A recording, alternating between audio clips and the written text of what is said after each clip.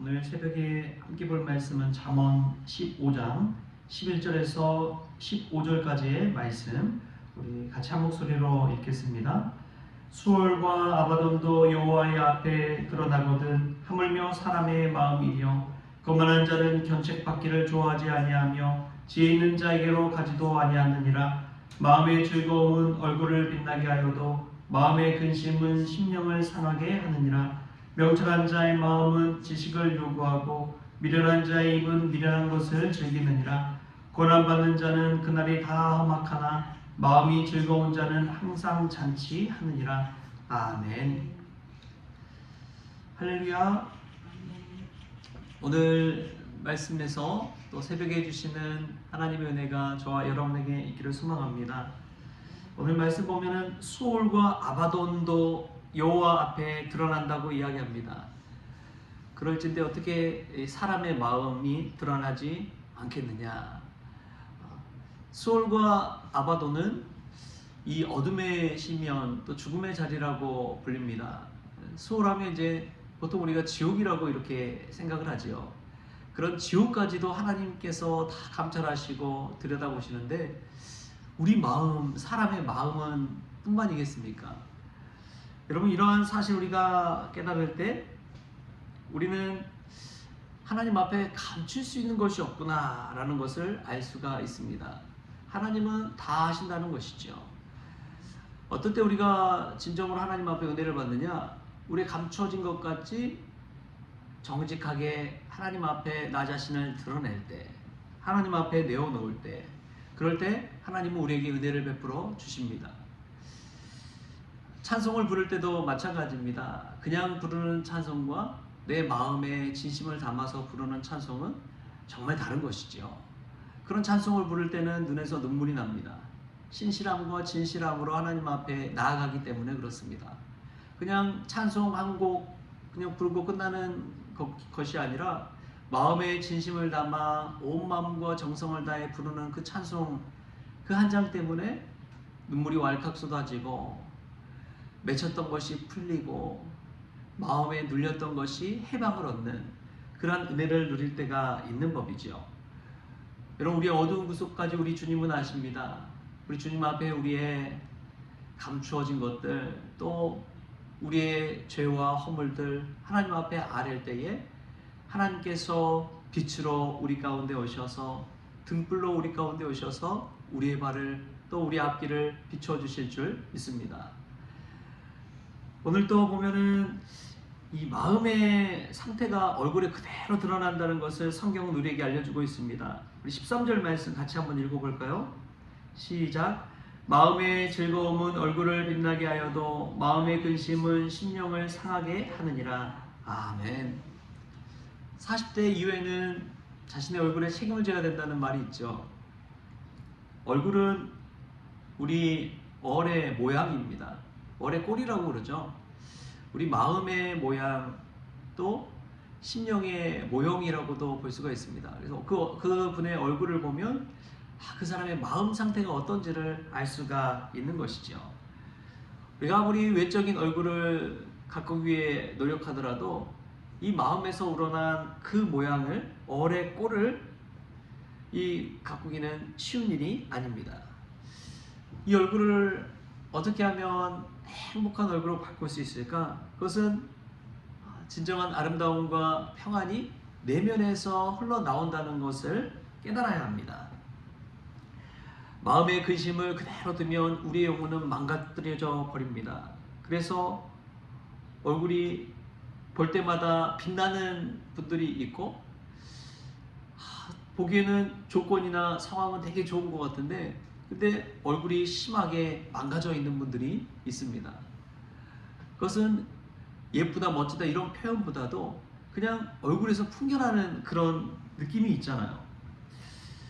그럼 우리가 주님 안에서 참 평강을 누릴 때 우리의 얼굴이 천국의 얼굴이 될 줄 믿습니다. 스데반처럼 천사의 얼굴이 될 줄 믿습니다. 주님을 우러러 바라보고 늘 주님 안에 머물 때에 그처럼 우리도 모르게 죽음의 자리에 있든 순교의 자리에 있든 어려운 자리에 있든 수올과 아바돈의 자리에 있든 우리 얼굴은 천사의 얼굴처럼 빛나게 될 줄 믿습니다.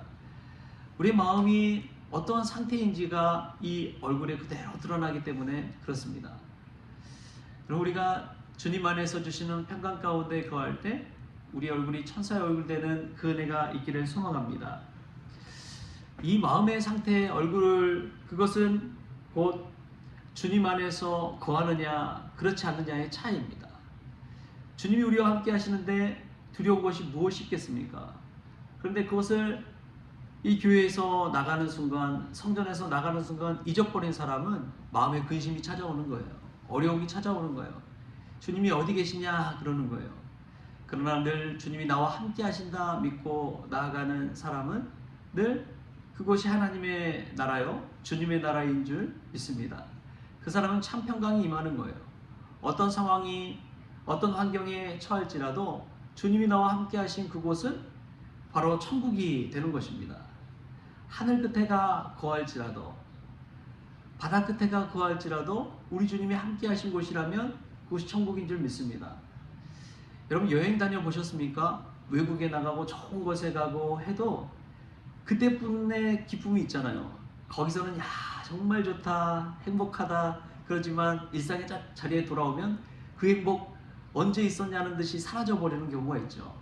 그런데 우리 주님이 늘 계신다는 그 믿음 안에 있다면 어디서든지 주님 안에서 행복할 줄 믿습니다. 어디서든지 주님께서 주시는 평강이 있을 줄 믿습니다. 여러분 하나님이 우리를 얼마나 사랑하시는지를 예수님의 십자가를 볼 때마다 우리가 깨닫잖아요. 그 십자가의 사랑을 생각한다면 야 하나님께서 나를 사랑하셔서 독생자 예수님의 그 생명까지도 바치면서까지 나를 구원하셨구나. 이것을 생각해 보면 얼마나 큰 은혜인지요. 그처럼 하나님께서 우리를 사랑하시고 그 하나님의 사랑을 끊을 수 있는 것이 아무것도 없는데도 불구하고 왜 우리는 근심하고 있습니까? 왜 걱정하고 염려합니까? 우리 주님이 내 안에 계신다는 것을 온전히 믿지 못하기 때문에 그런 것이죠. 그러나 오늘 이 새벽에 하나님이 날마다 우리와 임마누엘로 동행하신다는 그 믿음을 가지고 마음의 평강 누릴 수 있기를 바랍니다. 오늘 참 은혜로운 말씀이, 저는 15절 말씀이 되게 은혜 가운데 다가왔습니다. 15절 말씀 같이 한번 또 읽겠습니다. 고난받는 자는 그날이 다 험악하나 마음이 즐거운 자는 항상 잔치하느니라. 아멘. 여러분 우리는 예수님 믿으면서 고난을 받습니까? 안 받습니까? 어려움이 찾아옵니까? 안 찾아옵니까? 문제가 생겨요? 안 생겨요? 다 똑같이 고난받고 힘들고 문제가 생겨납니다. 그럼에도 불구하고 이 마음이 즐거운 자는 항상 잔치한다고 하는 이 말씀을 우리가 마음에 담았으면 좋겠습니다. 고난은 외부적인 시련일 수도 있습니다.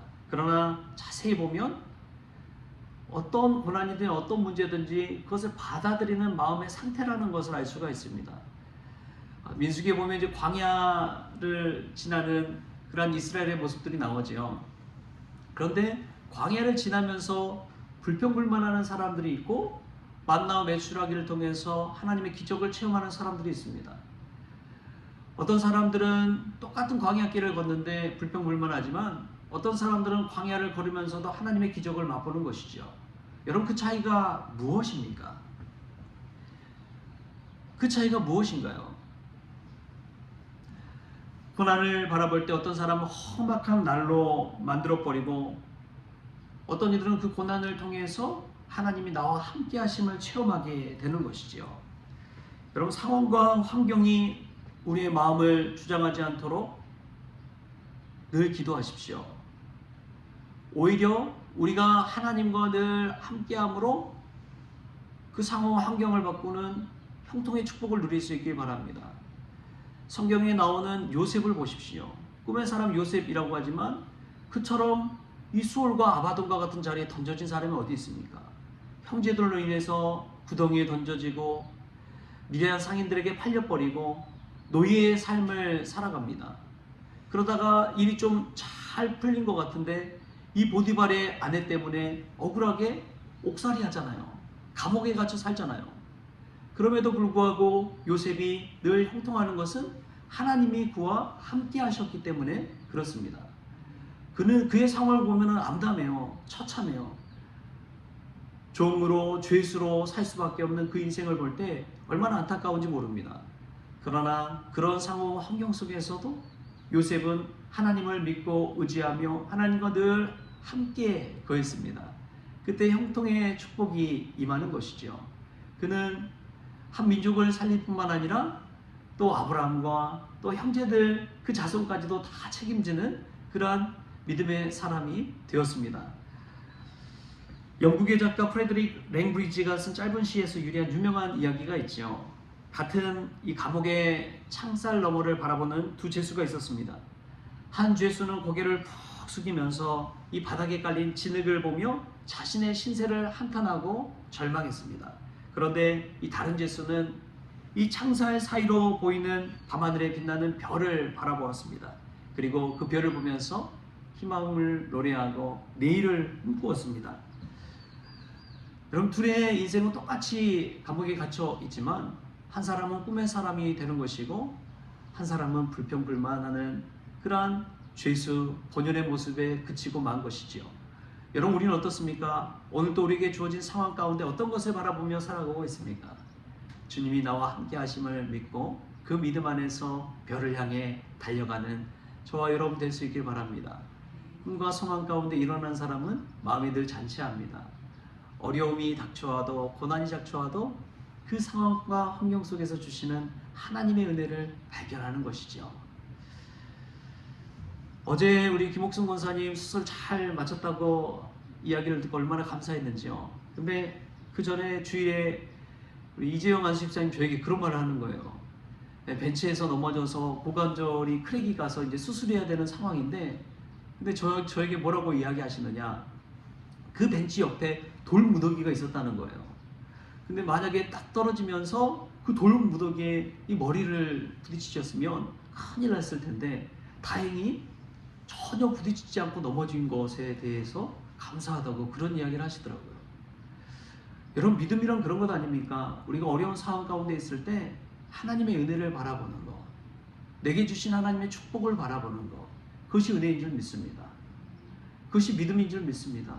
우리가 믿음의 눈을 열어서 정말 상황과 환경 속에서 처참하게 무너진 것을 바라보는 것이 아니라 우리의 고개를 들어서 하늘을 바라보고 십자가를 바라보고 하나님의 은혜를 바라볼 때 하나님께서 우리에게 꿈과 소망을 불어넣어 주시고 오늘 또 천국잔치를 벌리는 은혜를 저희들에게 베풀어 주실 줄 믿습니다.